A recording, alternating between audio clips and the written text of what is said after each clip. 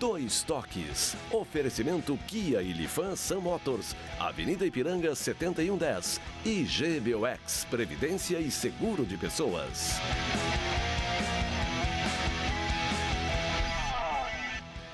Boa noite, amigos. Sejam bem-vindos. Estamos chegando para mais um Dois Toques. Nosso Dois Toques desta terça-feira. Que você nos acompanha sempre nos canais 24, 524 da Claronet. Para as principais cidades do Rio Grande do Sul, mas para o mundo vamos ao vivo em todas as plataformas digitais, no Twitter, no site, no YouTube, no Face, na live do Face, inclusive. Você participa fazendo o programa conosco, mandando a sua mensagem, a sua crítica, a sua pergunta, interagindo. E você só digitar RDC TV e assiste em qualquer lugar do mundo aonde você estiver. O Instagram também da RDC para você acompanhar os bastidores da emissora. E o meu Instagram pessoal, Cadu Oliveira Dois Toques, para você me adicionar lá. E a gente falar sobre as coisas do futebol, as coisas do esporte. Embora nesse momento as coisas só rodem aí extra-campo, né? E a esperança e expectativa é que logo em seguida a gente possa ter o nosso fim, a finalidade, que é ver a bola rolando. Nosso Dois Toques para a CIMI, Sindicato das Máquinas Agrícolas, inovação é a nossa área. Masal, 67 anos, nossa força e tradição, completados recentemente aí no mês de abril, 67 anos, que tem à frente o nosso querido amigo gestor-presidente Cláudio Beer. E GBOX, que é o seguro e proteção para a sua família, uma instituição genuinamente gaúcha, mais do que centenária, também recentemente aí completada 107 anos do GBOX, que é o caminho certo para a sua segurança e a segurança da sua família.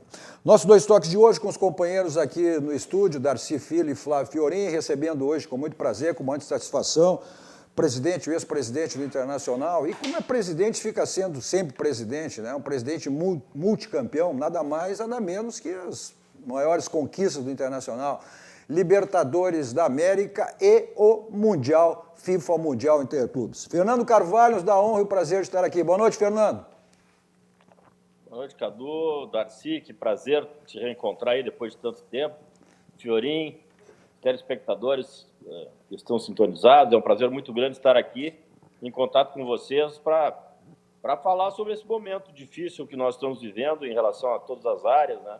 E na área do futebol muito mais, porque estamos paralisados e na expectativa de uma próxima retomada aí para o nosso esporte preferido. Não tenha dúvida, esse foi um momento que nos pegou de maneira surpreendente, ou seja, da noite para o dia, do dia para a noite, né? E a gente vive nessa situação, em todos os segmentos aí, mas a nossa área é a hora do futebol.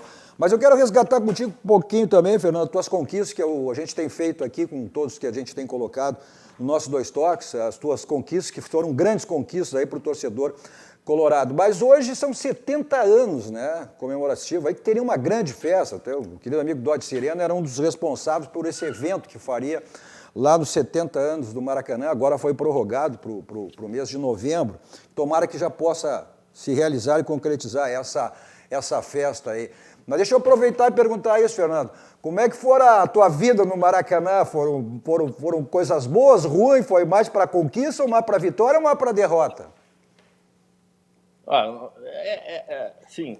Hoje até, durante o dia, o Bebeto participou de um programa que eu também participei e eu lembrei do gol que ele fez no Internacional lá em 1987, né, naquela decisão da Copa União com o Flamengo. Mas a primeira vez que eu viajei na vida de avião, né, a primeira vez que eu viajei de avião foi em 1972. E talvez o Darcy vá lembrar disso, eu não sei se o Fiorim, não sei que idade o Fiorim tem, o Cadu também, talvez lembre. Eles são mais velhos que eu, bem mais, viu, Fernando? Estimo que sejam, né? Estimo que sejam.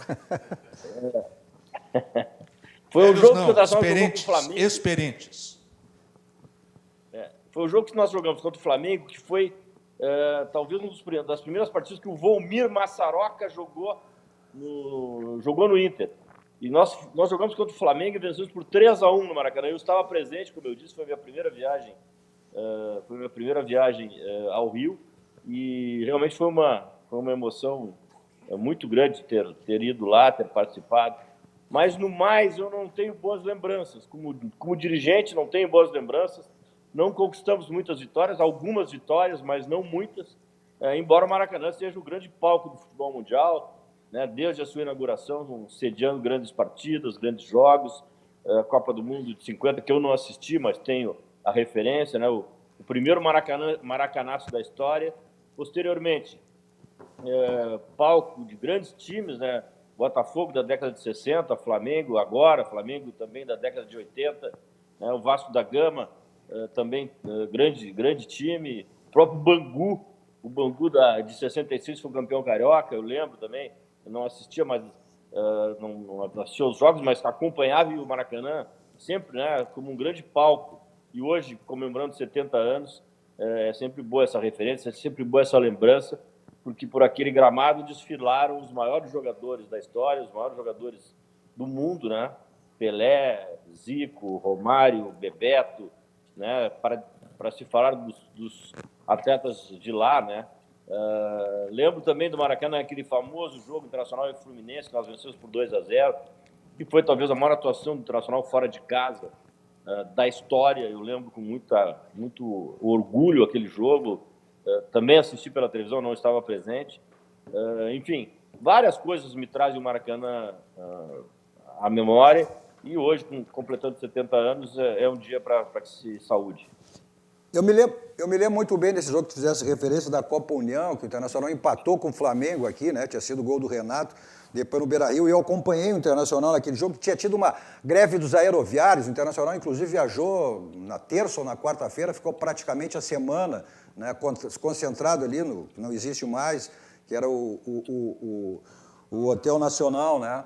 Mas foi uma das oportunidades que o Internacional, foi mais um título que o Inter desperdiçou em termos de campeonato brasileiro, que nem aquele o Inter que é tricampeão brasileiro, teve aquela decisão final com o Bahia, e teve essa também, foi o vice-campeonato com o Flamengo, né, nessa decisão. Mas esse aí não foi desperdiçado, né, Cadu? Se olhar a escalação do Flamengo, nós perdermos aquele jogo por 1-0, tendo empatado o primeiro jogo. O primeiro jogo foi o gol do Bebeto, cruzada do Renato, gol do Bebeto. Perfeito, E o segundo jogo foi o gol do Bebeto, uma jogada do Zico por dentro, que ele tirou o Tafarel. Foi 1-0 apenas. E o time do Flamengo era Zé Carlos, Jorginho, Leandro, Edinho e Leonardo. Andrade, Ailton, Zico. Na frente jogava Renato, Bebeto e Zinho. É um timaço, né? Uma seleção. Jogou na seleção. Todo mundo jogou na seleção. E o reserva dessa zaga era o Aldair, que depois veio a ser campeão do mundo. Então, era muito difícil nós vencermos. E eu não considero que a gente tenha deixado passar. Nós fomos muito longe naquele jogo. Quero dar boa noite para o presidente Fernando Carvalho, dizer que a alegria, sem dúvida nenhuma, é minha, imensamente minha, em poder reencontrá-lo, mesmo que esse nosso encontro seja virtual. Porque, sem dúvida nenhuma, Fernando Carvalho foi dos maiores dirigentes do futebol brasileiro, e nós precisamos sempre fazer esse tipo de lembrança, porque as coisas importantes nós precisamos lembrar. Eu tenho, por exemplo, com o senhor, uma passagem no Maracanã que foi fora do campo, é coisa de repórter. O Internacional tinha um jogador que foi até depois para a seleção brasileira por causa desse episódio, em razão desse episódio. Ele era aqui de Pelotas, o pai dele jogava futebol de salão. Como era o nome daquele menino que jogava no Internacional? Daniel Carvalho. Daniel Carvalho. Tinha um jogo da seleção brasileira preliminar do jogo do Internacional. E o Everton, esse que jogava no Grêmio, estava jogando de lateral esquerdo na seleção brasileira. E o senhor estava com o Internacional, o Fernando Carvalho estava ali na beirada do campo, assistindo a preliminar e tal, e tinha alguém da CBF, que eu confesso, não sei quem era. Aí o Fernando Carvalho encostou no cara e disse o seguinte: eu tenho 2 jogadores lá que jogam na seleção fácil. Um, eu me lembro bem que era o Daniel Carvalho, e outro era o Nilmar. Eu vim depois é que eu fui confirmar. E, a partir daquele dia, os 2 foram convocados para a seleção brasileira. Então, eu aprendi que dirigente de futebol gosta de atleta seu na seleção brasileira, com esta atitude tomada por Fernando Carvalho. Então, essas coisas eu gosto de contar, porque são coisas interessantes. O Daniel Carvalho salvou 2004 e o Nilmar salvou 2005. A venda deles é que viabilizou a nossa gestão naquele ano, né? Infelizmente, eram craques, jogadores de primeira linha, mas lá como hoje, né, é necessária a venda de atletas. Se formam atletas para vender, para qualificar o grupo principal. Sempre foi assim, na minha avaliação, né? Hoje eu discutia aqui e conversava com amigos, né, que o meu modelo de gestão foi no Grêmio, com o Rude Armin Petri, lá quando eu era jovem, né? Da mesma maneira que os gremistas tinham o Balvê, o Heraldo Herman, o Carlos Teixeira como modelo, porque nós tivemos aquele ciclo. Depois veio o Fábio Koff, né? Enfim, são dirigentes de lá e de cá que a gente vai vendo como trabalho. E eu procurei, na minha gestão, fazer isso. Principalmente priorizar a categoria de base com jogadores maduros e experientes. E essa simbiose aí, essa mistura é que deu, né, o grande time que nós formamos na década agora, recentemente, e que conquistamos tantos títulos. E o Nilmar e o Daniel Carvalho era crucial naquele momento que eles fossem vistos. E não há melhor maneira de ser vistos do que pela seleção brasileira. E eles foram convocados para uma seleção sub-20 que jogou um Mundial, né, e foram destaque e depois, logo a seguir, foram vendidos. Tem histórias que o senhor sugeria como escalar um atleta na equipe. Eu queria que me ajudasse, Fernando Carvalho, a relembrar. Você chegava e conversava com o treinador e dizia para ele, aquilo que você... É mais ou menos assim, eu peço que me corrijam, por favor. Aquilo que você me falou outro dia de aproveitar, por exemplo, já que estamos falando de Daniel Carvalho, pensou em aproveitar o Daniel Carvalho? Pô, eu achei a sua ideia legal mesmo. E aí, o treinador entendia. É verdade? São verdadeiras essas histórias ou não? Folclore, puro folclore. Então tá bem. Tem uma passagem muito interessante do presidente Fernando Carvalho, mais uma vez cumprimentando o senhor, boa noite. Depois de muito tempo a gente volta a conversar.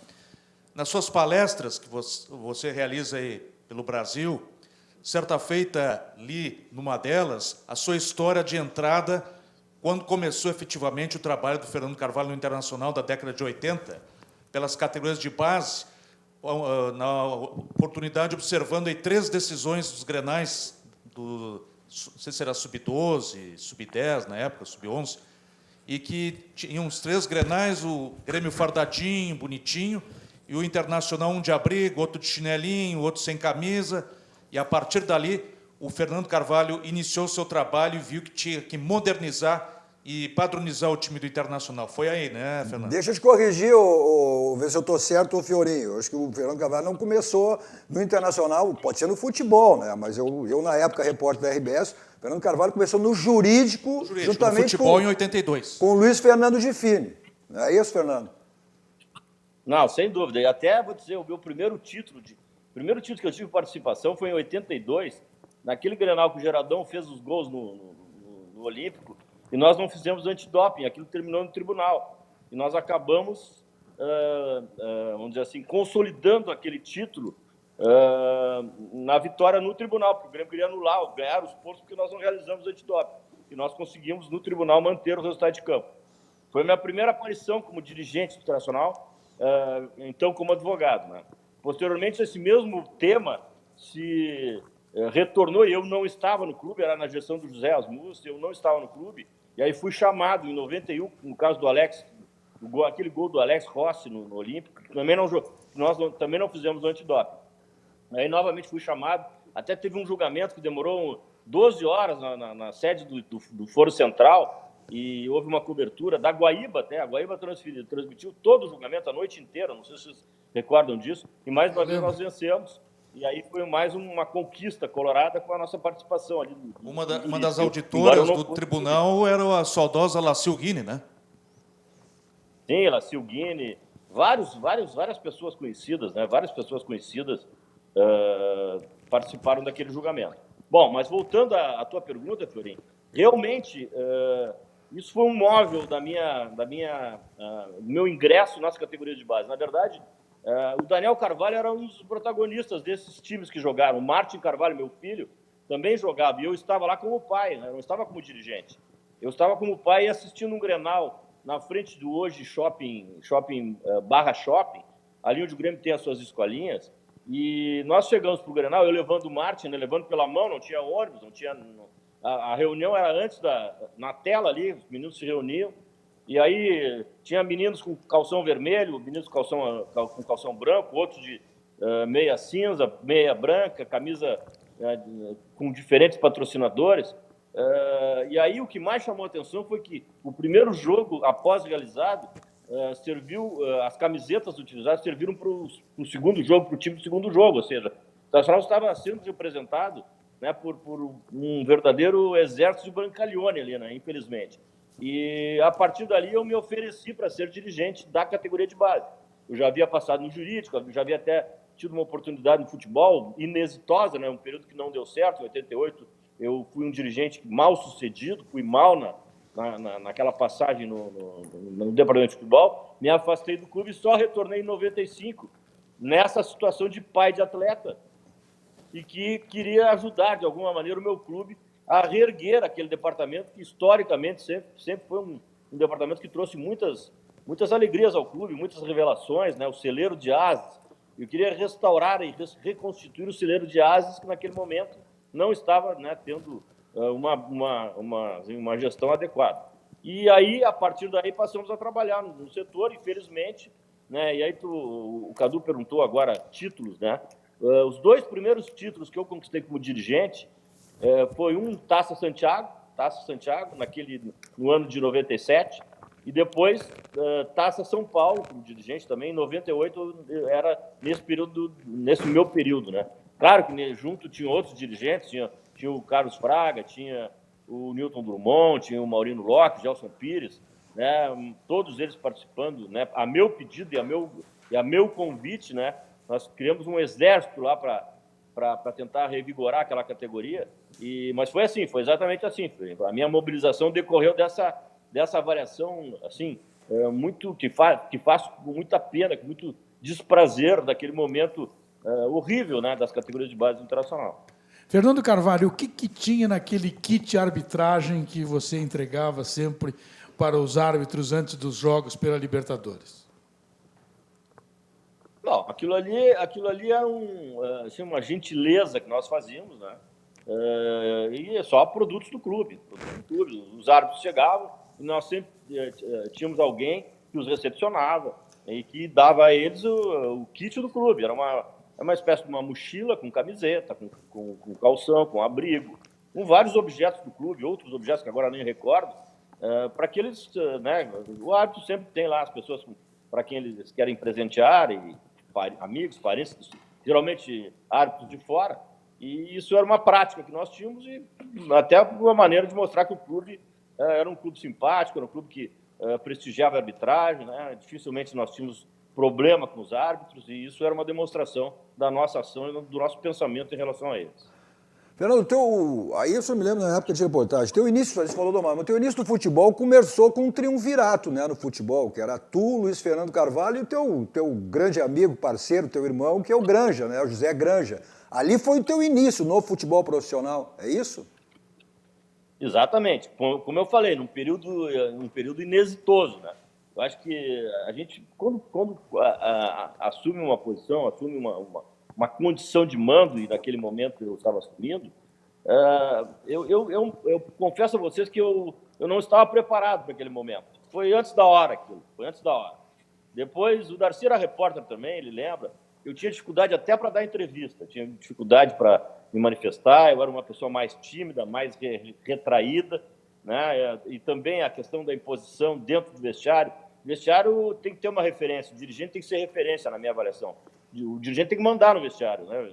Aí tinha o Enio Andrade, que foi uma pessoa maravilhosa também, que não havia sido contratado por mim, não negociei com ele as condições de trabalho, e depois aquilo ali foi um aprendizado, porque depois, lá adiante, quando eu retornei, eu sabia bem como é que se fazia, tem que conversar, tem que dizer que gosta de assistir palestra, tem que dizer que gosta de ir a treino, né, que gosta de conversar, que o treinador tem toda a autonomia possível, mas ele tem que dar satisfação do que faz, né? E naquele momento eu simplesmente passei a ser um dirigente que já tinha um departamento de futebol montado, né? Não estou responsabilizando ninguém aqui, vamos deixar bem claro, a memória do Enio está aí, foi um dos maiores treinadores da história do Internacional. Eu acredito a minha limitação, né? Eu acredito a minha deficiência por não ter a experiência suficiente de ter aceitado um convite para o qual eu não estava preparado. Isso eu tenho consciência. Pedro Paulo Zac era o presidente, né? E o José Granja foi um parceiro de primeira hora, né? Que me dava suporte. O Luiz Fernando Zac também era um dos diretores. Em relação a eles, né? Participaram juntos, sofreram juntos, sofreram críticas junto, né? E nós naquele momento, acabamos não tendo sucesso na nossa empreitada. Aqui, o Granja é teu irmão, né? Mas aqui a brincadeira não pode deixar... Ele na roda ali, entre amigos, ele disse, não, mas sou eu que oriento ele, eu que dou todas as dicas e os caminhos para ele. Agora tu tem que aguentar isso do Granja, hein? Não, mas ele dá bons caminhos, ele dá bons caminhos. É um parceiro. Agora, é meu irmão, né? É irmão, eu sei. Eu lembro de um jogo no Rio de Janeiro, eu só não lembro o adversário, se era o Vasco ou se era o Botafogo, mas o treinador era o tio Jejão, eu acredito. O Fernando Carvalho... Botafogo. Botafogo. 5-1. Não foi esse do 5-1, não. Acho que não foi do 5-1, foi no Maracanã. O Fernando Carvalho entrou no vestiário no final do jogo, ele meteu o pé na porta. Ele está dizendo que ele não tinha experiência, que tem que ter comando, mas literalmente... Pedalou a porta. Ele pedalou a porta. Literalmente ele pedalou. Uma coisa... Agora, o Fernando Carvalho também é um dirigente, eu cito isso com frequência. Tem dois que fazem isso, um deles é o Fernando Carvalho. Se você der 11 jogadores para ele, ele é capaz de analisar esses 11 jogadores e fazer desses 11 jogadores uma seleção. Mas, ao mesmo tempo, ele pega esses mesmos 11 jogadores e transforma num time de pé rapado, um time ruim, um time sem condição. Thaler, hoje, ele falou que lá atrás ele tinha dificuldade de expressão, hoje ele é um cara completamente diferente, né? Bom, Darcy, eu vivo futebol diuturnamente, né? E antigamente, lembro das coisas que aconteceram antigamente e sempre tiro exemplos do passado, né? E se nós, por exemplo, a montagem do time do Internacional que foi campeão mundial, se tu pegar ali, ontem mesmo eu conversava, e esse assunto sempre vem à tona, né? O Ceará era reserva no Santos, jogou no Curitiba e aí eu assisti. O Klemer estava terminando a carreira no Flamengo e virou um dos maiores goleiros da nossa história. O Índio havia sido dispensado do Palmeiras e era a origem dele Novo Horizontino, estava no Juventude quando ia terminar o seu contrato, já as pessoas colocando em dúvida a sua condição, nós contratamos.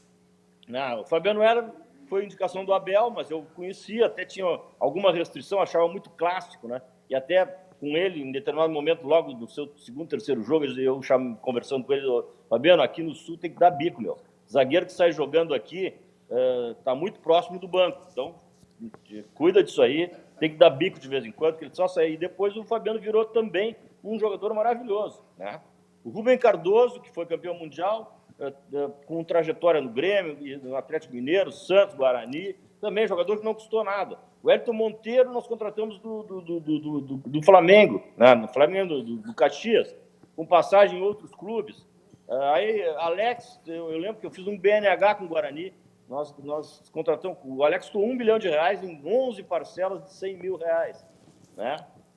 Enfim, as contratações eram assim, né? Ao mesmo tempo, tinha jogadores como o Fernandão, os meninos da base, né, crescendo, e eu falei antes, o Daniel Carvalho primeiro. O primeiro a ser vendido foi o Diogo Rincon, depois o Daniel Carvalho, depois o Nilmar. Então, eu acredito muito em planejamento, eu acredito muito em coletividade, eu não acredito em craquismo, né? Claro que tem que ter craque, não sou contra craque, mas, acima de tudo, eu acredito em equipe competitiva, né? E já vou entrar no que está acontecendo hoje. Eu saúdo, né, efusivamente o nosso treinador Kudê pelo que ele traz de novo, pelo que ele traz de inovação. Ele tem uma equipe compacta defensivamente, competitiva no meio e contundente no ataque, né?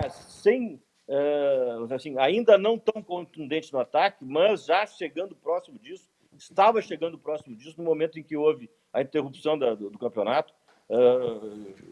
Mercê de um esquema de jogo que não é comum aqui, né?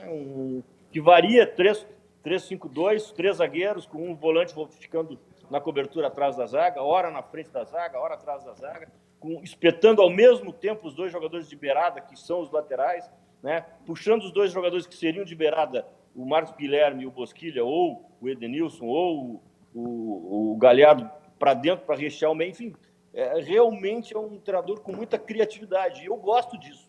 Eu gosto do treinador que retira dos seus jogadores, da característica dos seus jogadores, o máximo que ele pode retirar, né? Aí a qualidade vai aparecer. Aí esses jogadores que o Darcy colocou como sendo medíocres talvez medíocres isoladamente, né? Nós não chegamos a ter jogadores medíocres no meu tempo, eram jogadores que juntos mostraram a sua qualidade, destacaram, foram vendidos, vários deles depois foram vendidos, né? E exatamente em cima de uma ideia. Eu acho que o futebol que ganha é o futebol que tem ideia. Tem que ter uma ideia, e nós, felizmente, tínhamos essa ideia. Qual foi o O treinador medíocre que eu disse não significa que seja do Internacional. Eu citei o time medíocre no geral, como um exemplo geral, não como um exemplo assim, ó, é esse e aquele. Não, eu entendi. Eu entendi. Eu gosto muito de trabalho, Darcy, eu gosto muito de trabalho. Assim, é muito bonito ver um gol de uma jogada individual, mas eu aprecio uma jogada ensaiada. Eu aprecio uma jogada que está combinada. Eu gosto de ver o treinador que trabalha, porque a jogada nunca é de surpresa, ela é repetida. E a repetida, várias vezes, ela dá certo. Entendeu? Então, se vai olhar um time bem treinado, quando ele tem uma ocupação ampla do espaço, por exemplo, o time do Tite. O time do Tite dá gosto de ver jogar, né? Porque é um treinador que trabalha muito, que tu logo vê quando aparece o seu trabalho. A pergunta do Cadu ia ser nesse sentido há pouco. Eu aproveito para dizer, o Tite realmente foi um treinador maravilhoso. Maravilhoso, e é um treinador maravilhoso. E o Jorge Jesus, da sua opinião, Fernando, o que está lhe parecendo o trabalho dele, que é tido aí como o grande técnico brasileiro, embora seja português, mas que chegou aí para tentar desbancar os nossos profissionais?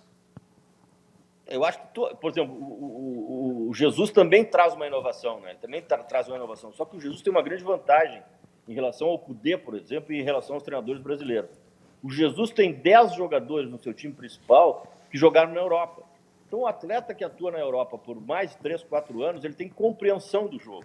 Então, o Jesus pode jogar com 2 alas pelo lado, 2 laterais, que são armadores, né? Ele tem 2 jogadores que jogam no lado, que é o Arrascaeta e o Everton Ribeiro, que horas jogam pelo lado, horas jogam por dentro, porque tem compreensão do jogo. Quando eles vêm por dentro, passa o Rafinha do lado, passa o Felipe Luiz do outro. São jogadores que compreendem o jogo, e que têm a exata dimensão do que precisam fazer, sem o treinador ficar a todo momento, né, referindo. Os 2 atacantes, por terem compreensão do jogo, a todo momento eles entram em diagonal, né, na cara do goleiro, muitas vezes parecendo impedidos. E eu lembro como jogava o Yarley, que jogou brilhantemente no Internacional, foi um jogador que jogou no Real Madrid, não sei se vocês lembram disso. Ele jogou no Real Madrid B, não chegou a atingir o time principal, mas jogou 2 anos na Europa. E aprendeu esse posicionamento ofensivo de entrar na linha, de entrar em diagonal, de fazer o chamado facão, exatamente como forma de surpreender o adversário. A todo momento ele fazia isso. E isso, às vezes, dava a entender que ele estava impedido quando se aproximava da jogada final, e nunca estava impedido, porque ele sabia entrar na hora certa, como o Bebeto, que hoje falou aqui na TV, no mesmo canal, como o Romário, jogadores que aprenderam a jogar no exterior e que depois, no Brasil, né, tiveram a sua potencialidade muito aumentada. Então, o Jorge Jesus, que é um treinador de primeira linha, não há dúvida nenhuma, ele tem essa vantagem. Ele trouxe jogadores, o Flamengo trouxe jogadores que já estavam acostumados a jogar da forma que o Jesus implementa a sua estratégia.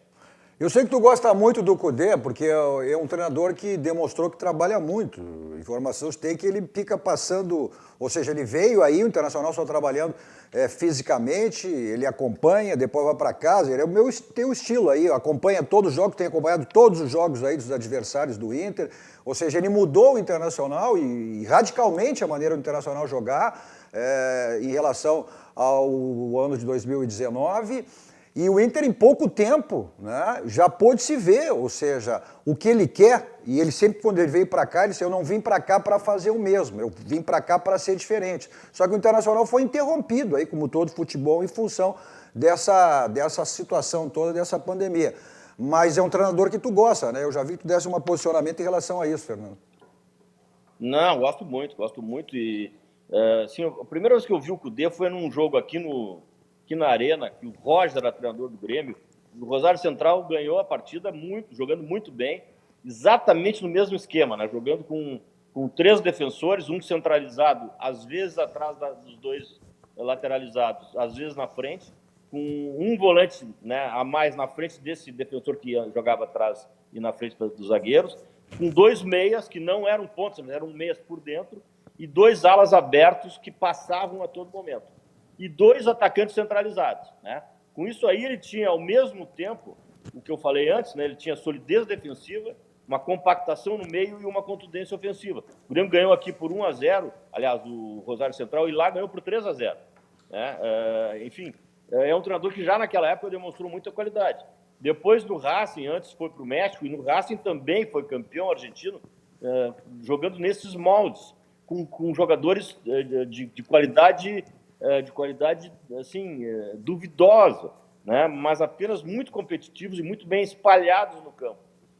Quando o Kudê chegou aqui, o maior mérito que eu vi dele foi exatamente isso, como eu atribuí ao Tite. Tu vê que o time dele tem uma definição, tem tarefas que são compreendidas pelo grupo. O time está espalhado no campo de modo a preencher todos os espaços. E a maior demonstração de que ele tem o domínio completo do grupo, a meu juízo, é que tanto o time titular como o time reserva jogavam da mesma maneira. Os jogadores, claro que com diferença de rendimento pela qualidade, pela experiência, pela característica, mas o time reserva do Inter jogava da mesma maneira que o time titular nesse início de ano. Isso é o mérito do treinador, que com muito pouco tempo ele conseguiu doutrinar seus atletas para que fizessem um esquema que ele apregou como melhor, da melhor maneira possível. Fernando Carvalho, como é que um dirigente encosta no treinador para saber aquilo que ele quer saber e sugerir o que deseja? Darcy, tem treinadores que são urtiguentos, assim, eles não gostam de conversar com o dirigente. Parece que ela tirou uma urtiga neles. Tem outros treinadores que o Tite. O Tite pergunta opinião, ele sempre, e aí, Celso Roth, que é criticado, pergunta opinião, né? O Abel, no início, lombo duro e tal, mas depois começou a confiar, começou a conversar. Né? O próprio Muricy também, né? Mas claro que tu tem que saber, o treinador tem que primeiro ter confiança, porque a pior coisa é um dirigente que depois conta que fez isso ou fez aquilo. A decisão, para mim, é sempre do treinador. Mas o raciocínio que eu faço, Darcy, é o seguinte: se o médico, que quando faz uma cirurgia, tem que explicar para o seu paciente, para a família do paciente, o que ele fez, como ele vai fazer, né, que trata da vida humana, o treinador também tem que explicar. Né? E todos, da melhor maneira possível com quem eu trabalhei, todos explicavam. Né? E claro que sempre que eu achei adequado, eu dei a minha opinião, e nem sempre ela foi seguida. E vou dar um exemplo para vocês. No Mundial, quando nós vencemos o Barcelona, o que eu pretendia, se eu fosse escalar, e não me metia na escalação, vou deixar bem claro, não me metia, apenas eu dava a minha opinião, como sempre dei, e os treinadores me permitiam isso. Eu gostaria de ver o Vargas no lugar do Pato. Eu achava o Pato muito jovem para enfrentar aquele jogo, e eu queria uma solidez defensiva e de meio campo melhor, maior. Né? Então eu apenas manteria aquele esquema brilhante que foi concebido pelo Abel, com o Vargas no lugar do Pato, adiantando o Fernandão. Apenas isso. O Abel, vou fazer assim, vai dar certo, confia em mim.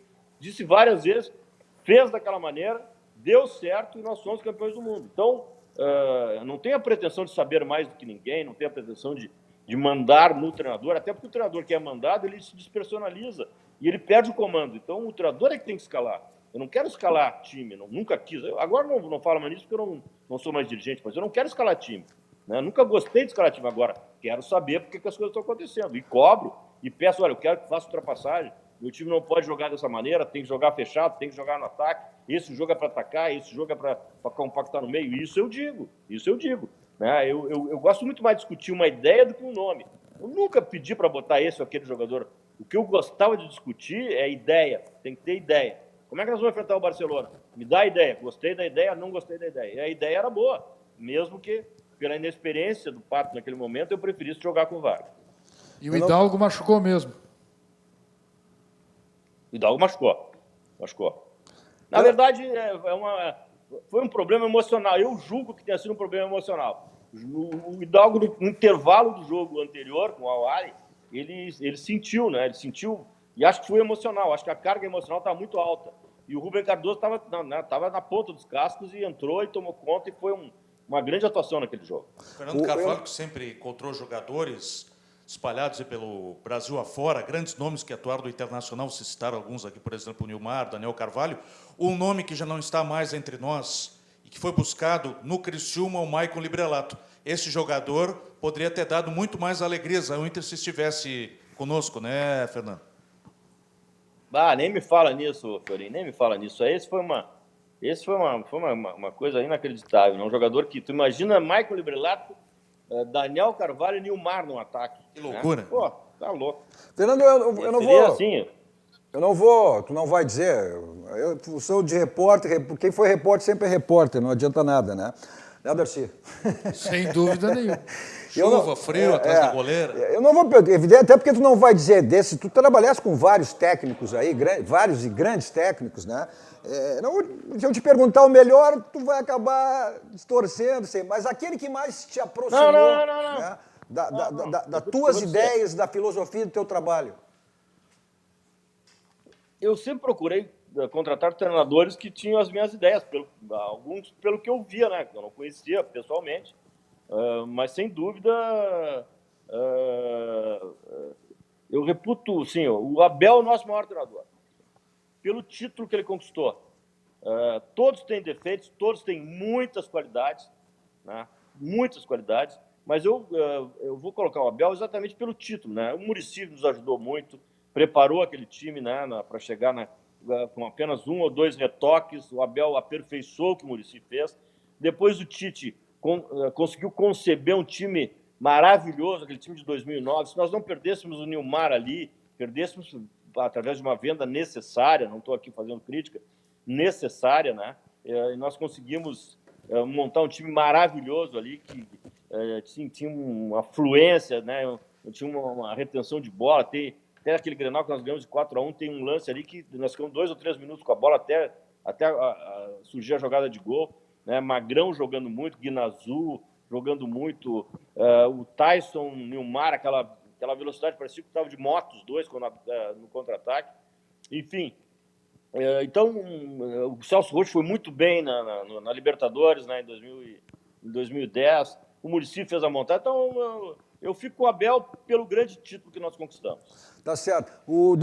Eu tenho muitos recados aqui, Fernando, deixa eu fazer referência e pra gente, vou te pedir até para a gente fazer um rápido intervalo e voltar. Depois falar das conquistas do Internacional, né? Como começou e se sabe aonde chegou, Libertadores, Mundial Interclube, e também dessa atual situação aí que o futebol atravessa em função da pandemia. Deixa eu fazer alguns registros aqui. O Itamar está pedindo para mandar, para ler os recados, Cadu. Eu gosto do programa, manda um abraço para o Darcy, para o Fiorinho, para o presidente Fernando, o Fábio também. João Patrício Centeno, conhece esse? João Patrício Hermo, Centeno Hermo está na nossa audiência. Olha só, o César Porto, o Arthur Silva, o Christian. Olha, esse aqui eu acho que é um grande elogio, o maior reconhecimento que pode ter de alguém, hein? Diz ele, sou gremista, mas curto muito o Fernando Carvalho. Mas não deve ser o primeiro. Mas eu acho que esse é o grande reconhecimento, quando tem teu maior adversário, um reconhecimento. Também tem aqui o Paulo Faim, Muricy foi um dos maiores e foi ele quem montou em 2016. Né? Deixa eu mandar um abraço aí para o João Patrício, já que o João Patrício mandou, também é outro que faz algum tempo que eu não vejo. É verdade. Vamos botar o João Patrício no ar também aqui um dia desse. O futebol te oferece algumas pessoas... O João Patrício é uma grande figura. O João Patrício é uma pessoa que eu já disse isso para ele. O João Patrício tem espírito colorado. Isso é importante, né? Tá lá trabalhando, não tem aparecido muito, né? Já tem trajetória no clube, tem família colorada, sangue vermelho. E eu gosto muito do João Patrício. Pode ser um candidato à presidência, hein? É um dos cotados aí, a sucessão de Marcelo Medeiros. João Patrício, além de Fernando Carvalho. Sem dúvida. Quem está lá, né? Está habilitado. O João Patrício é um dos que está lá, né? E faz um ótimo trabalho, já há mais tempo, não de agora. Já esteve, até foi meu adversário, né? O João Patrício foi meu adversário numa eleição. Mas é uma pessoa que eu respeito muito, além de gostar muito dele. Vamos para o rápido intervalo, Fernando, eu vou te pedir só uns minutinhos para a gente voltar em seguida, então, falar das conquistas, essas grandes conquistas aí que estivesse à frente do Internacional, Libertadores, Mundial Interclubes, né? E também desse atual momento aí que passa, né, todos os segmentos da sociedade, mas em função aqui do nosso assunto, futebol. A questão depois do intervalo também, do trabalho do Fernando com o Fábio Koff no Clube dos 13. Também. E o presidente Fábio Koff era um presidente também reconhecido pelo outro lado, né, pelos colorados. Nossos 2 toques para Casas Pneus, 60 anos de qualidade, lá que você faça a revisão do seu carro. E aproveita também, os pneus estão ficando careca, desgastados, então aproveite a promoção permanente que você tem lá na Casas Pneus, Avenida Ceará, 1055. Mas nesse momento, para sua tranquilidade também, agende a sua ida até a Casa dos Pneus, pelo telefone 51, código de área 33424245. Avenida Ceará, 1055, lá que é o local certo para você fazer a revisão do seu carro e também troca de pneus e outro serviço que oferece lá também a Casa dos Pneus. Nossos 2 toques para Banrisul. Olha, o Banrisul Digital, que você pode gerenciar a sua conta de onde você estiver e com o cartão de crédito virtual você faz compras online com muito mais segurança. Banrisul e você, a nossa parceria faz a diferença. Também nossos 2 toques para a Ferragem Lampião. A Ferragem Lampião é uma ferragem profissional, hein? Agora está aberto aí também já a construção civil, então você está pensando em construir, reformar sua casa, reorganizar sua casa, então você tem tudo em material de construção lá na Ferragem Lampião. E também encontra uma grande variedade de lâmpadas, refletores, luminárias LED, setores de manutenção, de áreas industriais a condomínios e empresas, um mix total a essas áreas, pronta entrega, direto depósito, televendas e teleentregas. Nesse momento também, para sua tranquilidade, está precisando na sua casa, no seu condomínio, na sua empresa, acione o teleentregas aí da Ferragem Lampião. Está aí na tela para você, 51, código de área 33400899 ou pelo WhatsApp 51, código de área 991800162. Fica na rua Alberto Silva 85, aqui em Porto Alegre, bem pertinho, junto ali a Assis Brasil. O atendimento VIP lá, toda a equipe do Gilberto e João Carlos à sua disposição. O slogan da Lampião diz tudo, né? Não ande em vão, vá direto a Lampião, porque lá você encontra tudo que você precisa e tudo que você imagina. São mais de 30 anos no mercado, isso diz o que é a Ferragem Lampião, que é uma ferragem profissional. Nossos 2 toques também para o supermercado Bassani. Olha, há 20 anos o Bassani oferece produtos de qualidade e atendimento personalizado na Zona Norte, aqui em Porto Alegre. No açougue do Bassani, você encontra essa costela aí, ó, deliciosa, que está vendo na tela. Também o famoso capelete, que está aí para você. Capelete colonial e uma das melhores adegas com vinhos nacionais e importados. O Bassani é o mercado da família.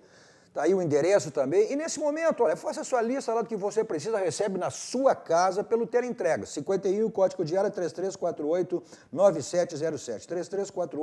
3348-9707. Vamos para um rápido intervalo, voltamos seguidinha, dando sequência ao nosso 2 toques de hoje com a participação do presidente Fernando Carvalho.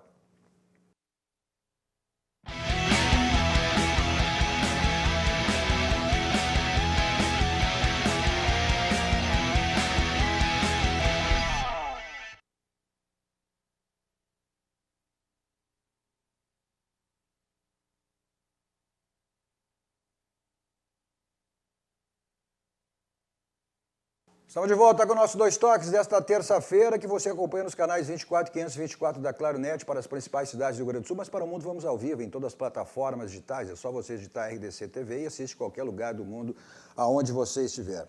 Nosso 2 toques para Baidob, lá você tem tudo na linha automotiva, multimídias para todos os tipos de carro, mas também, né, automatização residencial, mas não só da sua residência, sua empresa, seu consultório, seu escritório, que você monitora aí pelo seu celular, pelo seu tablet, notebook, pelo seu computador. Películas para carro e para residência, com espetáculo também. E pessoal do interior tem o site www.baidob.com.br. Pessoal de Porto Alegre, 2 endereços, Benjamin Constant 1315, esquina com a São Pedro, da Avenida Ipiranga 5800. E nesse momento também agende a sua ida até a Baidob pelo telefone 51, código de área 3337-0833. Também para Martelinho de Ouro. Darcy tem que ir lá, vai passar lá amanhã no Martelinho de Ouro. Seu carro está com aquele problema, aquela batidinha chata, porta, para-lama, para-choque, então você resolve lá no Martelinho de Ouro. Euclides da Cunha 309 aqui em Porto Alegre, ou você liga 51, código de área 3315-2160. Nesse momento, né, para você agendar também toda a sua tranquilidade até o Martelinho de Ouro. Também para Grupo Zafre. Preço e qualidade você tem exatamente no Grupo Zafre. Nossos 2 toques de hoje com o Flávio Fiorin, com o Darcy Filho e recebendo hoje o presidente Fernando Carvalho, que seguidinho o Fiorin tem uma colocação para a gente falar, né? A gente daqui um pouco, vamos para o último bloco, falar das conquistas do Internacional e desse momento também, né? Essa situação toda. Fiorin, fala a tua colocação. Rápido, um registro aí, o procurador do TJD, doutor Alberto Lopes Franco, está nos acompanhando. quinta-feira à noite tem a sessão virtual do tribunal, para os casos da divisão de acesso. Mas, presidente Carvalho, o intuito objetivo da criação do Clube dos 13, ao lado do saudoso presidente Fábio Koff, uma união dos clubes que, com o tempo, acabou se dissociando, e eu pego justamente esse mote para falar do Flamengo, né? Flamengo que fez aí a pressão para que retornasse o primeiro campeonato estadual. Mas quando da fusão dos clubes, na associação de vocês, também o Flamengo foi contra, né? Pelo menos que a gente sabe.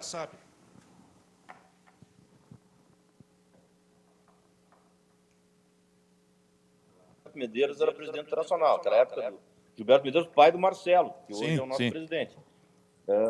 Na época da Copa União, aquele jogo do Bebeto lá, o presidente era o Gilberto, o vice-presidente era o Zacher.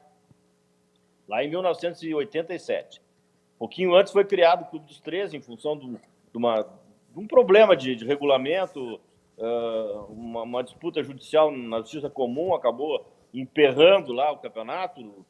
O Gama, se não me engano, o Gama ganhou uma demanda na Justiça e não sairia o campeonato sem a participação do Gama, e aí se criaram módulos, dois módulos, e aí um dos módulos era com os grandes clubes, que aí fizeram o Clube dos 13, originariamente 13, depois com o ingresso de Atlético Paranaense, de Guarani, de Vitória da Bahia, aí chegaram até 20.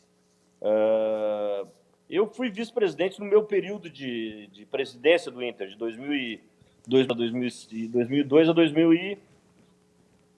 2006, e depois eu fui reconduzido, né? Quando eu voltei para o Internacional como vice-presidente, eu fui reconduzido naquela condição pelo relacionamento que eu tinha, né? E realmente eu acho foi uma pena que tenha terminado. Quando terminou, eu já não estava mais no Inter, foi em 2011, né? E ainda fazia as viagens. Eu talvez fosse o sucessor do Dr. Fábio na sequência de uma futura eleição, mas aí, como teve aquele problema com o Corinthians, vocês vão lembrar, quando eu falei da arbitragem, eu coloquei o Corinthians como um dos beneficiários permanentes, que ali foi uma ação pessoalmente errada, né? Eu cometi um erro naquele momento, ao fazer aquela espécie de denúncia, não devia ter feito, porque aquilo ali não surtiu o efeito necessário. Se o Internacional tivesse vencido, tudo bem, mas como perdeu, e aquilo serviu de mobilização para os jogadores do Corinthians, né, e politicamente, para mim, não foi bom, porque eu saí da fila, né, de ser candidato a presidente do Clube dos 13 com aquela atitude. Os demais companheiros não valorizaram, né, aquele tipo de atitude, que foi errada, reconheço. Estou fazendo meia-culpa aqui, já fiz antes, mas posso fazer perante os teus telespectadores. Né? Eu acabei saindo dessa fila para ser o próximo candidato a presidente do Clube dos 13. E aí, em seguida, depois houve uma discórdia lá, a diretoria, o Juvenal era muito belicoso, o presidente do São Paulo era muito belicoso, e ele tinha uma permanente disputa com a Globo, né? E aquilo ali acabou acirrando os ânimos, e aí a Globo passou a fazer propostas individuais a cada clube, e o Corinthians foi o primeiro a sair, depois saiu o Flamengo, o próprio Grêmio acabou saindo também, e aí acabou implodindo os 13, no momento em que a aglutinação, a solidariedade, a atuação conjunta seria a melhor saída para os clubes, inclusive hoje, né? Hoje, se nós tivéssemos uma entidade forte, nós estaríamos, os clubes, eu julgo, estaríamos muito mais fortalecidos para enfrentar esses grandes problemas que nós temos aí, né? E que não temos uma voz única, temos várias vozes espalhadas que não acrescentam, que não somam, que são dissonantes, que não têm uma decisão uniforme. Enfim, acho que foi um prejuízo para a maioria dos clubes a dissolução do Clube dos 13. O presidente, a gente não pode passar o programa, e a gente está se encaminhando para o final, sem falar, né, o início, a maneira que começou e aonde encerrou lá, passando pela Libertadores da América e chegando à maior conquista do Internacional, essa conquista diferenciada, né, que foi a Libertadores da América, o Campeonato Mundial. Cadu, eu tenho orgulho de dizer que participei de muitas campanhas, umas deram certo, né, grande parte, felizmente, outras, eu acho que eu passei pelo clube, cometi muitos erros, cometi muitos acertos, tenho um balanço que acaba sendo positivo, mas eu não fujo nunca das minhas más passagens. Acho que a formação do dirigente ela ocorre assim, há pouco eu acabei de revelar lá, de relembrar, 88, quando fiz uma má trajetória.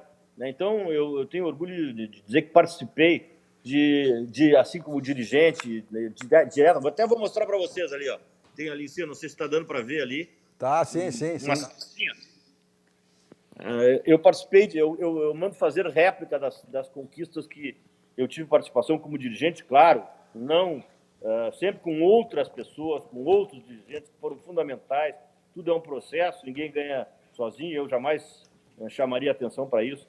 Em 16 títulos, tá? Eu participei de 16 títulos nesses antes, em 90, eu contabilizo um de 97, que foi aquele Campeonato Gaúcho de 97, eu era diretor de futebol, aquele gol do Fabiano, eu era diretor de futebol, e depois, de 2002 em diante, até 2010, e nesse contexto aí nós temos uns 6 ou 7 gauchões, nós temos Taça Fábio Koff, Taça Fernando Carvalho, nós temos Taça Suruga, nós temos 2 Libertadores, nós temos um Mundial, uma Sul-Americana, 3 vezes vice-campeão brasileiro, o Internacional foi nesse período, uma vez vice-campeão da Copa do Brasil, a demonstrar que naquele período nós éramos competitivos, estávamos sempre beliscando alguma coisa.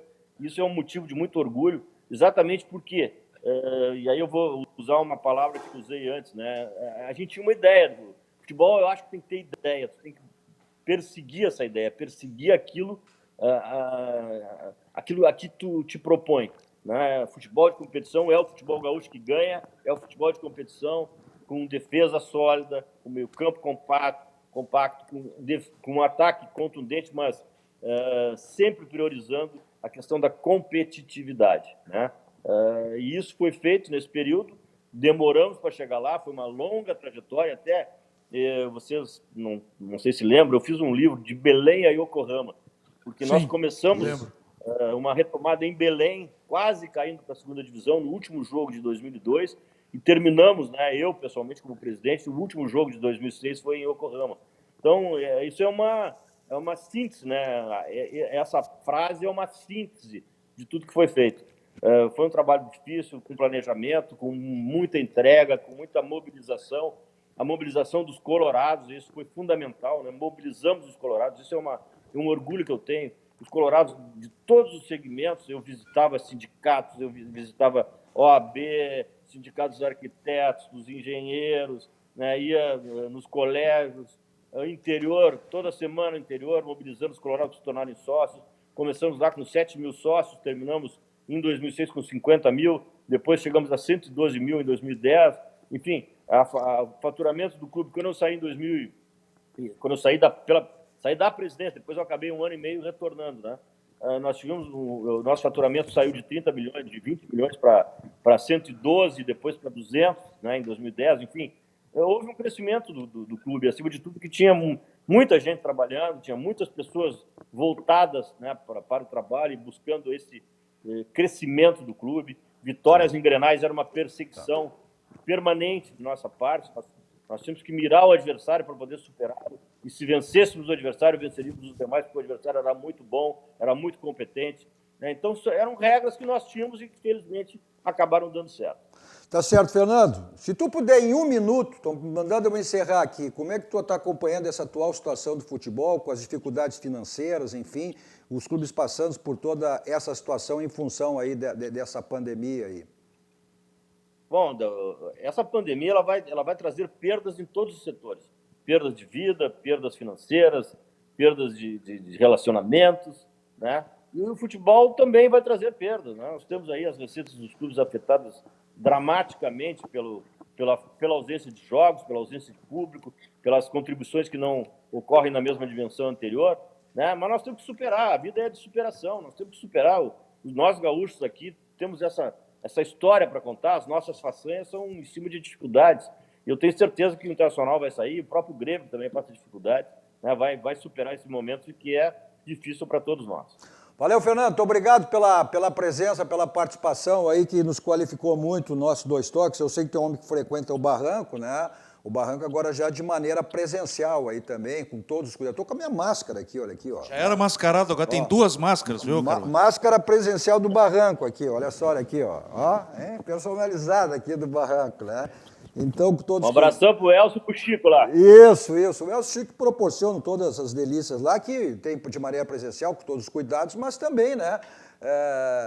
Take away, que você pode pedir ir lá buscar, ou teleentregas, Barranco e Barranquinha, o Complexo do Barranco sempre à sua disposição. Olha só essas delícias aí, entrecô, lombinho, queijo, picanha, enfim, tudo que você tem lá, e as promoções dos espumantes e vinhos, tudo que o Elcio e o Chiquinho Picainha, oferecem. salada, maravilhoso. Tudo, perfeito, né? E com todos os cuidados, né? Que oferece lá o Barranco para você estar lá de maneira presencial. Nossos dois toques também para a Kia São Motos, né? E a Kia São Motos continua aí com o seu feirão de seminovos e novos, né? Então aproveite a promoção para que você saia de carro novo ou troque seu carro. E aí nas duas revendas da Kia São Motos, Avenida Ceará 370 e da Ipiranga 8113. Mas nesse momento também, para sua tranquilidade, agende a sua ida até a Kia São Motos, uma das revendas da Kia São Motos. Agora você precisa se locomover pela cidade, então é teletaxi 32, 26, 19, 19, 24 horas à sua disposição. O que é importante, que é fundamental, é segurança, você sabe quem lhe leva e quem lhe traz. Na sequência está chegando Guilherme Macalossi com Cruzando as Conversas, sempre com assuntos extremamente relevantes. Continue aqui com a programação da RDC TV. A todos vocês, um ótimo final de noite.